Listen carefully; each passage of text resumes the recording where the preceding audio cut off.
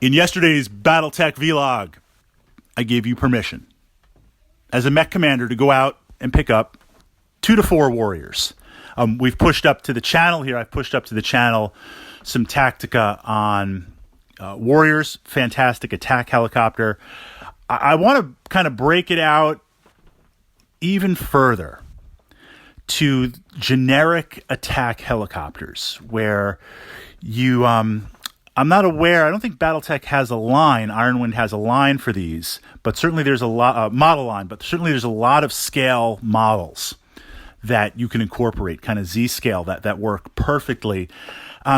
Essentially, a civilian helicopter with a machine gun or a chain gun on it. So tactically unarmored, super light, mosquito-like helicopter with just a machine gun.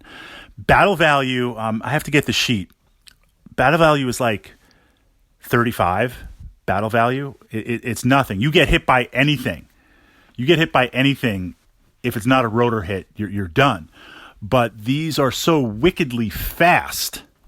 They are so fast. It's taking the warrior concept to the extreme, utilizing them as literal infantry killers, and more so using them as motive destroyers for vehicles. If you're going up against a vehicle heavy list, being able to take 4, 5, 6 of these, and right away as initiative, you've got initiative sinks.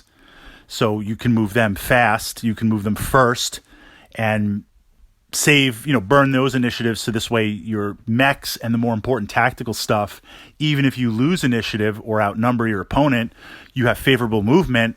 And literally use them to blaze through infantry, run up to the side. I mean, imagine for 150 battle value, let's say 160 battle value. And again, I got to crunch the exact numbers. Taking 3 of these, zoom up high, drop down low, go to ground level, Airwolf attack configuration, roll up to a Von Luckner, a Patton, a Demolisher, and just shoot it on the side. You're going to get side. I mean, you might even go rear. Fire those machine guns, and you're at point blank. So you've only really have your movement modifiers. You don't have range modifiers. The tanks, maybe they're a little bit slower. I wouldn't go up against hover units, but the tanks are slow enough. They shouldn't really be stacking the movement modifiers. You might be hitting on 6s, 7s, 8s. And if you have 3 or 4 shooting, get the motive hits. If they return fire, okay, if they hit you, you're destroyed, but they'd have to hit you. You've got the mad movement plus their movement. You could probably stay out of their primary weapon arcs, so it's only the turret firing at you. I mean, a lot, taking the tactical value of the warrior, and isolating it to the point just to destroy vehicles through immobilizing them, especially if you're playing on multiple hex maps, or you're playing city fight and you're moving into the city before they get into the city. If you could immobilize 2 or 3 vehicles, that's massive. You don't even have to destroy them. I mean, yes, they're still up for initiative, and an immobilized vehicle, your opponent's going to say, okay, my turn, the tank stays, so to speak, burn initiative. But that's huge. That's equal destroyed battle value. You don't have to destroy things in Battletech.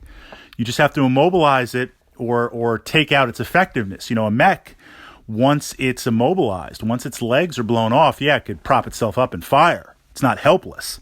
But its efficiency is really, really reduced. Maybe you don't have to destroy it now. Focus on other things. So taking that and looking at that, exploring the concept of the warrior to the extreme, taking a civilian helicopter, putting on that chain gun, and going on the table with it.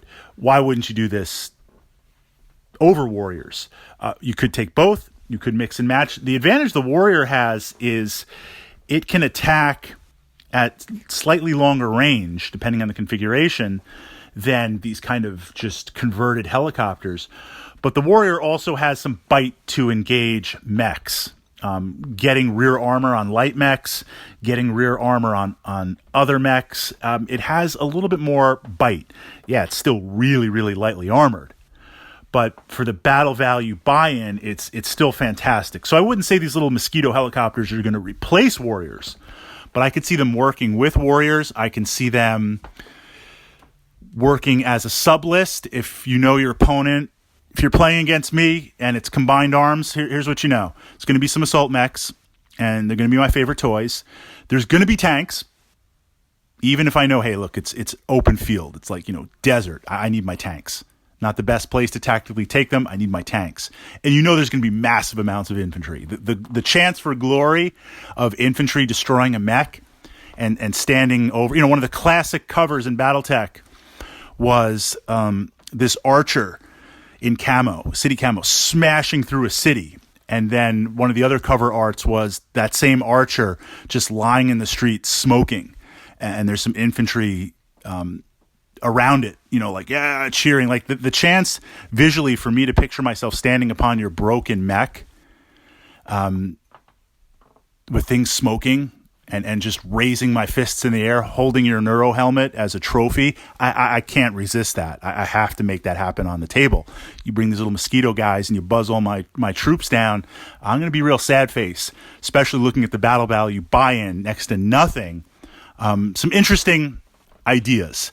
So it's interesting to try and scope out, again, as far as I'm aware, because I've looked, Iron Wind doesn't have these little attack helicopters, but I've seen them in Z-scale, and I've played against them in Z-scale, so there's a lot of options to fill that out in the list and just put forth to open up your Battletech toolkit.